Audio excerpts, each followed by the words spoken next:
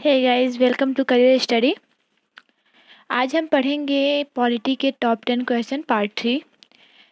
2 part already हो चुके हैं। प्रीवियस ईयर जितने भी क्वेश्चन आते हैं इसमें इंक्लूडेड हैं और जो भी एक्सपेक्टेड क्वेश्चंस हैं वो भी इसमें इंक्लूडेड रहेंगे। तो चलिए चलते हैं फर्स्ट क्वेश्चन की तरफ। मैं स्वाति आपका करियर स्टडी पर स्वागत करती हूँ और साथ ही साथ अगर आप चैनल पर नए हैं, चैनल को सब्सक्राइब कीजिए, वीडियो को लाइक कीजिए, शेयर कीजिए और प्लीज़ गाइस सपोर्ट अस। चलिए आज का हमारा फर्स्ट क्वेश्चन है, केंद्र शासित प्रदेश और राज्य का उल्लेख है दूसरी अनुसूची में, चौथी अनुसूची में, पहली अनुसूची में और 7वीं अनुसूची में। तो केंद्र शासित प्रदेश और राज्य का जो उल्लेख है वो आपका जो है पहली अनुसूची में है। और दूसरी अनुसूची में क्या बताया गया है? दूसरी अनुसूची में वेतन और भत्ते के बारे में बताया गया है। ठीक है, चलिए हमारा नेक्स्ट क्वेश्चन है, बोलने की स्वतंत्रता किस आर्टिकल में है? बोलने की स्वतंत्रता जो है वो किस आर्टिकल में है? चलिए, आर्टिकल 18,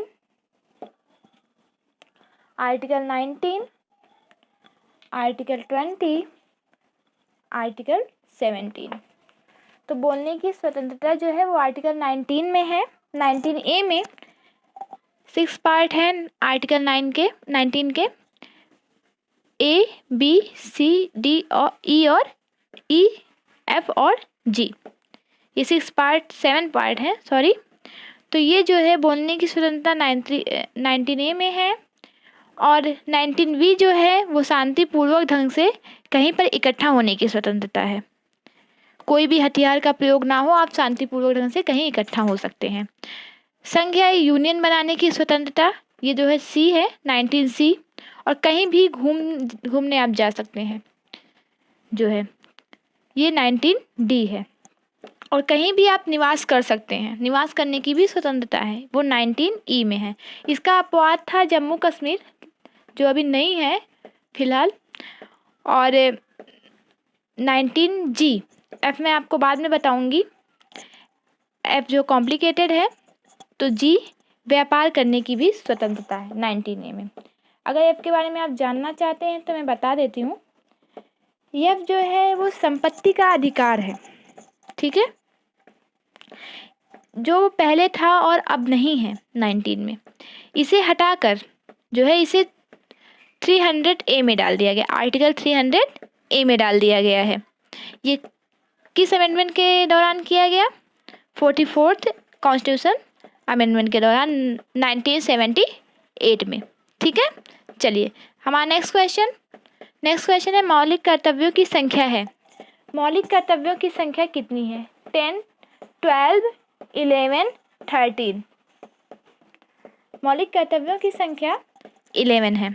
पहले कितने थे? पहले 10 थे और एक बाद में जोड़ा गया। बाद में जो जोड़ा गया वो कौन सा जोड़ा गया? 6 से 14 वर्ष तक के बच्चों की शिक्षा का। और किसके द्वारा जोड़ा गया?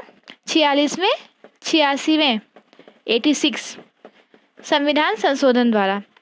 और जब ये हुआ था, जब ये जोड़ा गया था मौलिक कर्तव्य को, तो उस समय जो PM थे वो कौन थे? अटल बिहारी वाजपेयी जी। चलिए नेक्स्ट क्वेश्चन, 22 भाषाओं का उल्लेख किया गया है 9वीं अनुसूची में, 7वीं अनुसूची में, 8वीं अनुसूची में या 5वीं अनुसूची में? तो किस अनुसूची में जो है 22 भाषाओं का उल्लेख किया गया है?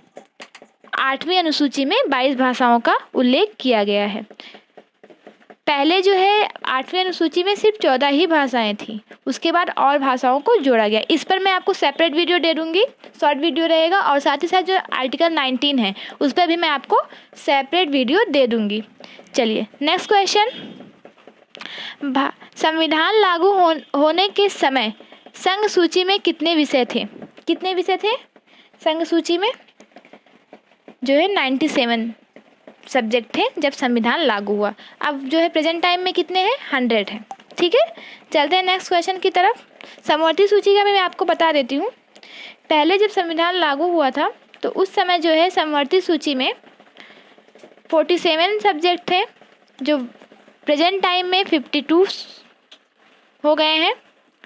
ठीक है, चलिए। और राज्य सूची में भी जो है जब संविधान लागू हुआ तो 66 सब्जेक्ट थे, अभी जो है घट कर 61 हो गए हैं। चलिए, दल बदल से संबंधित अनुसूची है। दल बदल से संबंधित अनुसूची कौन सी है? 7वीं, 8वीं, 10वीं या 9वीं? दल बदल से संबंधित जो अनुसूची है वो 10वीं अनुसूची है। जो है ये संविधान, ये जो है कब जोड़ी गई थी? ये 52वें संविधान संशोधन 1985 ईस्वी में जोड़ी गई थी। चलिए नेक्स्ट क्वेश्चन, पंचायती राज का वर्णन मिलता है। पंचायती राज का वर्णन किस में मिलता है? पंचायती राज का वर्णन मिलता है। और मैं आपको ये बताना चाहती हूँ कि यहाँ मैंने वीडियो पॉज किया था क्योंकि जो है बारिश होने लगी थी और बहुत ज़्यादा आवाज़ें आ रही थी। तो चलिए, तो मैंने जो है जगह चेंज की, फिर मैं वीडियो रिकॉर्ड कर रही हूँ। चलिए चलते हैं। पंचायती राज का वर्णन मिलता है किस अनुसूची में? पंचायती राज का वर्णन मिलता है 11वीं अनुसूची में जो है पंचायती राज का वर्णन मिलता है। थोड़ा जल्दी जल्दी करेंगे बिकॉज आवाज़ें काफ़ी ज़्यादा आ रही हैं। और ये अनुसूची कब जोड़ी गई थी? ये 73वें संवैधानिक संशोधन द्वारा जोड़ी गई थी। चलिए चलते हैं नेक्स्ट क्वेश्चन की तरफ।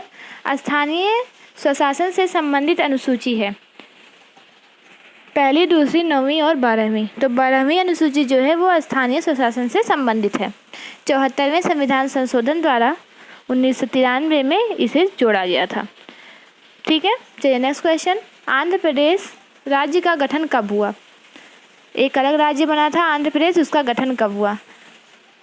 1960 में, 1963 में, 1953 में या 1966 में? तो इसका आंसर हो जाएगा 1953।